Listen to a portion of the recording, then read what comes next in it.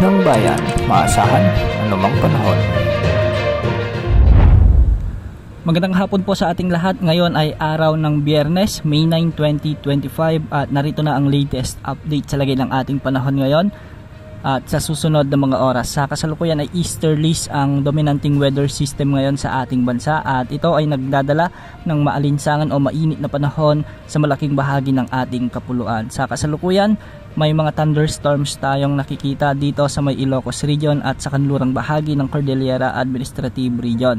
Ang ilan sa mga lugar na nakakaranas ng malalakas na pag-ulan ngayon ay ang La Union, ilang bahagi ng Ilocos Sur at malaking bahagi ng Pangasinan. Sa mga susunod na oras ay posible na rin ang pag-iral ng mga thunderstorms kaya posible na rin ang malalakas na pag-ulan. Dulot nito sa ilang bahagi ng Cagayan Valley, sa ilang bahagi ng Central Luzon, particular sa may Pampanga, Bataan at sa ilang bahagi ng Zambales. Sa Metro Manila ay may inaasahan din tayong thunderstorms sa may Camanava at ilang bahagi pa ng Southern Metro Manila. Posible rin ang pag-iral ng mga kalat-kalat na pag-ulan sa ilang bahagi ng Bicol Region hanggang sa Mimaropa at Calabarzon.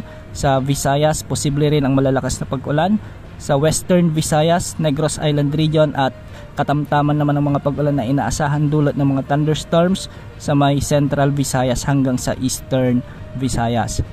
Sa Mindanao, may nakikita rin tayong posibilidad na malalakas na pag-ulan sa may Soc-Sargen, ilang bahagi ng Bangsamoro Region at ilang bahagi ng Davao Region. Posible rin ang malalakas na pag-ulan sa may Zamboanga Peninsula. Samantala sa may Caraga Region ay may mga kalat-kalat ding mahinang pag-ulan, dulot pa rin ng easterlies. Sa kasalukuyan ay wala pa rin tayong namomonitor na LPA o potential na bagyo na posibleng pumasok o makaapekto sa ating kapuluan sa susunod na 3 hanggang 5 araw.